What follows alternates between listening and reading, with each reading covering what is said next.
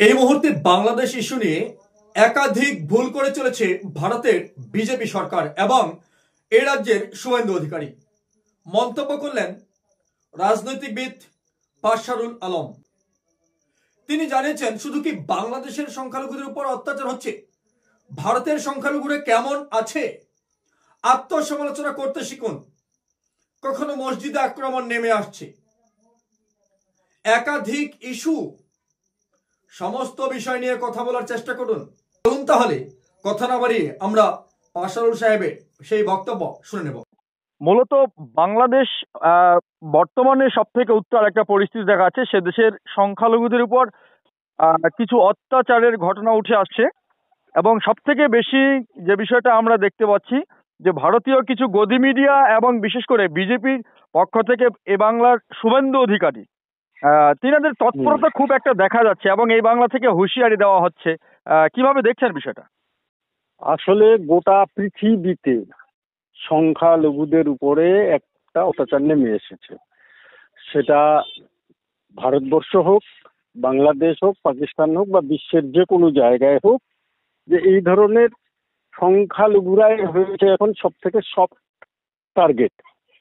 তো বাংলাদেশের যে ঘটনাগুলো ঘটছে সেটা আমাদের সংগঠনের পক্ষ থেকে, ট্রান্সপার্ট এরিয়া সূর্যাপুর অর্গানাইজেশনের পক্ষ থেকে এবং এনএপিএম এর পক্ষ থেকে আমরা নিন্দা করেছি। পাশাপাশি আমরা এটাও একটা দাবি করছি যে আজকে বাংলাদেশের সংখ্যালঘুদের উপরে যে অত্যাচার হচ্ছে, একইভাবে আমাদের দেশেও সংখ্যালঘুদের উপরে নানান ধরনের অত্যাচার নামিয়ে নিয়ে আসা হচ্ছে। আমরা যারা ভারতবর্ষের সংখ্যালঘু, আমরা কখনোই বাংলাদেশের কোনো সংখ্যালঘুর উপরে অত্যাচার হোক এটা মেনে নিতে পারি না। কারণ একটা জায়গায় আমরা এক, যে তারা বাংলাদেশের সংখ্যালঘু, আমরা ভারতবর্ষের সংখ্যালঘু, আমরা তাদের পক্ষে আওয়াজ তুলতেই হবে। তো সেই জন্য আমরা এই জায়গাটার যেমন বিরোধিতা করছি, পাশাপাশি আরেকটা বাস্তবতাও রয়েছে, সেইটা হচ্ছে যে সংখ্যালঘুরা সাধারণত, যেমন পশ্চিমবাংলার সংখ্যালঘুরা বিজেপি করে না, তাদের একটা বাধ্যবাধকতা, তারা বিজেপি করছে না, তারা অন্য দল করছে, বিশেষ করে তৃণমূল করছে।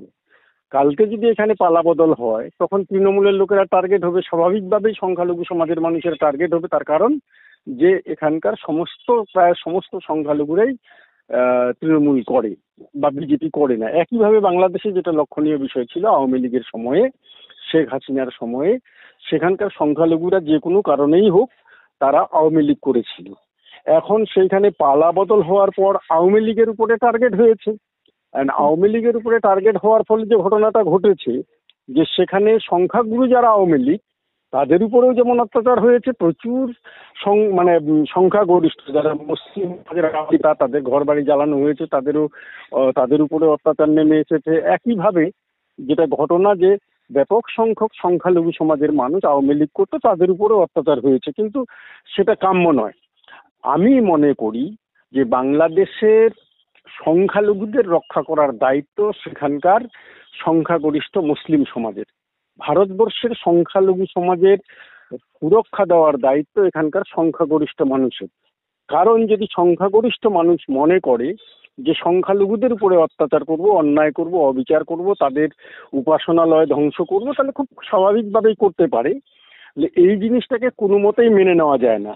রইল পশ্চিমবাংলা বা গোটা ভারতবর্ষে বিজেপি যেই জিনিসটাকে করতে চাচ্ছে সেইটা বিজেপির শোভা পায় না। তার কারণ বিজেপি এখানে একই ধরনের কাজ করছে, ফলে তাদের মুখে এটা শোভা পায় না যে বাংলাদেশের সংখ্যালঘুদের উপরে অত্যাচার করছে। তুমি তোমার দিকে তাকিয়ে দেখো, তোমার চরিত্রটা কিরকম, তুমি সংখ্যালঘুদের উপরে কি আচার আচরণ করছো, সেই আত্মসমালোচনারও প্রয়োজন আছে।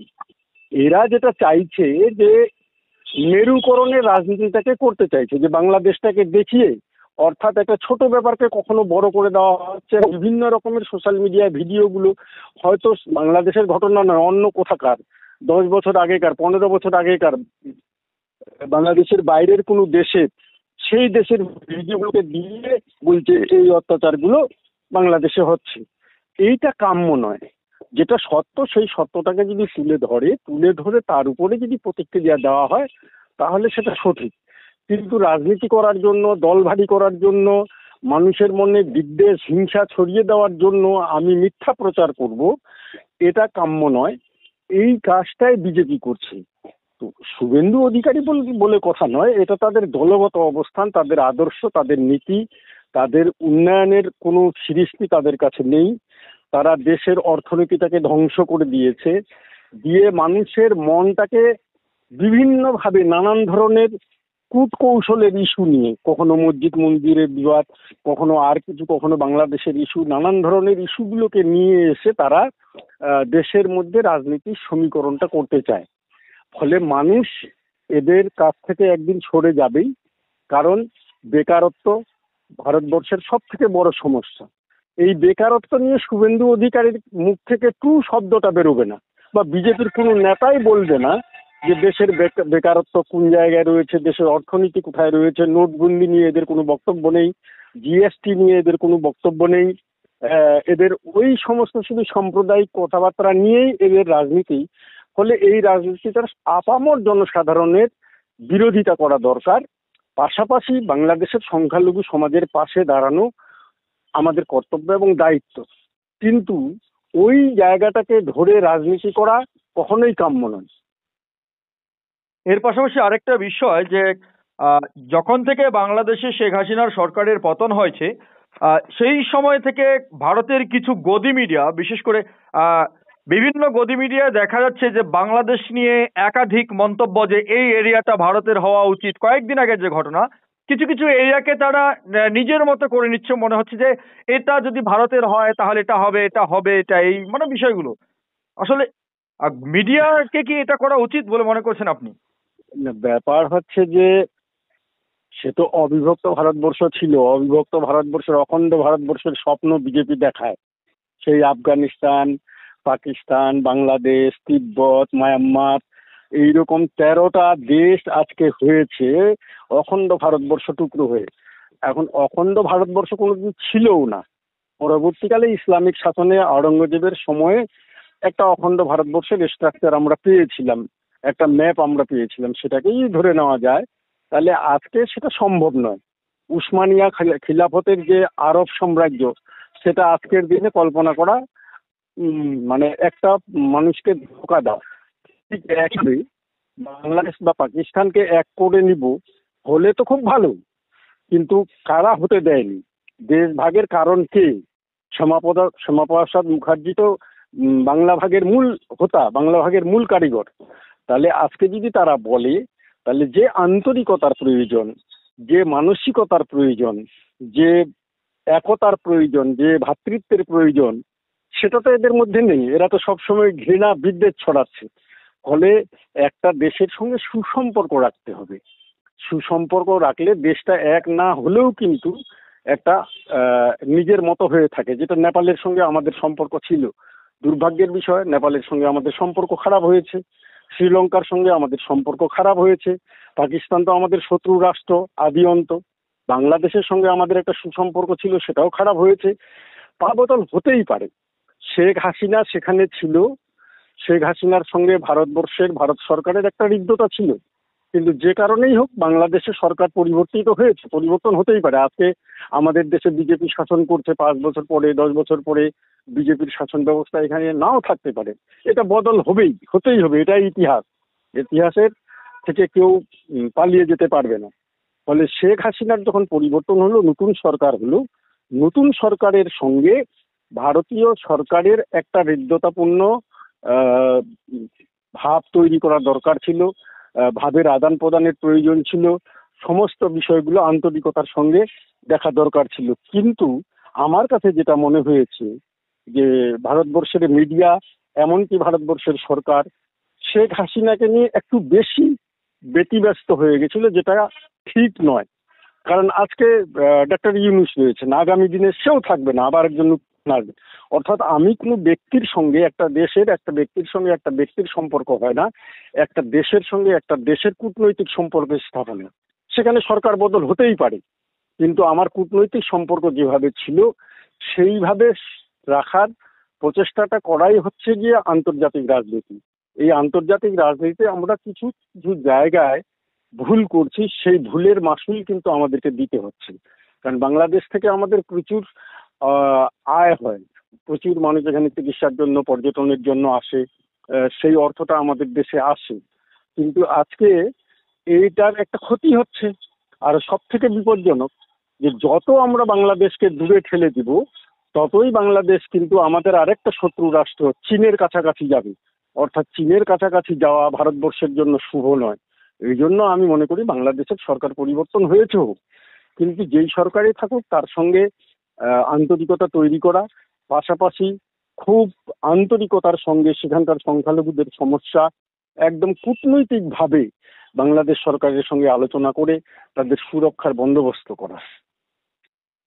আহ, বাংলাদেশের যে ধর্মগুরু বলা চলে হিন্দুদের চিন্ময় দাসের গ্রেফতারির পরে দেখা গেছে যে ভারতবর্ষে বাংলাদেশিদের কিছু কিছু নার্সিং হোমে এমনও নির্দেশ, যেটা আমরা জানতে পেরেছি যে বাংলাদেশিদের চিকিৎসা দেওয়া বন্ধ করবে তারা। এই বিষয়টা কিভাবে দেখছেন?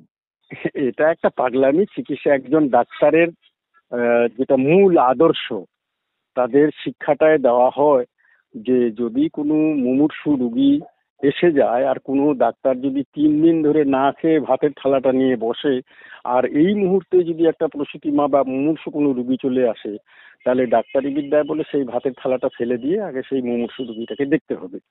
একজন ডাক্তার কখনো ধর্ম, দেশ, জাতি এইগুলো দেখতে পারে না, দেখা উচিত নয়। তাহলে তার যে সেবা করার যে উদ্দেশ্য, সেই উদ্দেশ্যটা বিহিত হবে। কারণ বাংলাদেশ তো আলাদা কিছু নয়, আমাদেরই তারা ভাই, একই ভাষাভাষীর মানুষ, একই একই ভাষা, কৃষ্টি, সংস্কৃতি। আজকে যে কোনো রাজনৈতিক কারণে হোক তারা আলাদা হয়ে গেছে, কিন্তু এই কথা বলা উচিত নয় যে আমি তাদেরকে চিকিৎসা দিব না। যারা এই কথা বলেছে তারা ডাক্তার নামের কলঙ্ক বলেই আমি মনে করি যে এটা কখনোই কাম্য নয়। এটা বাদ দিয়েও যে আজকে যেই বাংলাদেশের রোগীরা চিকিৎসা নিতে আসছে, তারা তো বিনে পয়সা চিকিৎসাটা নিয়ে যাচ্ছে না, তারা ভারতবর্ষে অর্থ দিয়ে যাচ্ছে। এই যে আমাদের যে অর্থনৈতিক যে আমাদের আন্তর্জাতিক মুদ্রাটা যে আমরা উপার্জন করছি, যদি তাদের চিকিৎসা বন্ধ করে দিই তাহলে আমাদের দেশে তো অর্থনৈতিক দিক দিয়ে লুজার হবে। এটা দেশের জন্য ভালো নয়, এবং ডাক্তারি পেশা হিসাবে এটা তো নিন্দনীয়। তাদের ব্যাখ্যা থাকছে যে আমাদের ভারতীয় যে পতাকা সেটাকে তারা অপমান করছে, পদদলিত করছে। একটা জাতীয় পতাকার সঙ্গে মানুষের আবেগ লুকায়িত থাকে। প্রত্যেক দেশেই তার নিজের নিজের পতাকাকে শ্রদ্ধা করে এবং তাকে একটা উঁচু স্থানে রাখার সবসময় চেষ্টা করে। এখন বিদেশের মাটিতে যদি কেউ আমার জাতীয় পতাকাকে অপমান করে, তার জন্য আমি ছোট হয়ে গেলাম এইরকম কোনো ব্যাপার নয়। কারণ আমরা দেখি যে বিভিন্ন দেশে যেমন আজকে ওই প্যালেস্টাইনের পতাকা সমস্ত দেশে উড়ানো হচ্ছে, ইসরায়েলের পতাকা পোড়ানো হচ্ছে। তাতে প্যালেস্টাইনের বা কি লাভ হচ্ছে বা ইসরায়েলের কি ক্ষতি হচ্ছে আমি জানি না। ফলে কিছু উগ্র মানুষ থাকে যারা অন্যদেরকে শ্রদ্ধা করতে পারে না। বাংলাদেশের যে সমস্ত মানুষ এই সমস্ত কাজ করছে, তাদের ভাবা উচিত যে ভারতবর্ষ আমাদের প্রতিবেশী রাষ্ট্র, আমাদের শুধু প্রতিবেশী নয়, একটা শক্তিশালী প্রতিবেশী রাষ্ট্র। ভারতবর্ষ ছাড়া বাংলাদেশ চলতে পারবে না। এই জ্ঞানটা যাদের নেই তাদের মধ্যে থেকে কেউ কেউ করছে। বাংলাদেশ জাতীয় সঙ্গীত নিয়ে, ভারতের জাতীয় পতাকা নিয়ে তারা মাঝে মাঝে অপমানজনক কথাবার্তা বলছে। সমস্ত দেশেই কিছু কিছু মানুষ থাকে উচ্ছৃঙ্খল, যারা এই সমস্ত আচরণ করে। এই আচরণের জন্য একটা ব্যক্তি বা একটা গোষ্ঠীর জন্য সমস্ত দেশটাকে ঘৃণার নজরে দেখার প্রয়োজন আছে বলে আমি মনে করি না। পাশাপাশি ভারতীয় পতাকাকে যারা অপমান করেছে তাদের তো অবশ্যই আমি নিন্দা করব একজন ভারতীয় হিসাবে, এবং তার প্রতিকার চাইবো সেই দেশের সরকারের কাছে যে এটা যাতে আর না হয়। ঠিক আছে, ধন্যবাদ আপনাকে।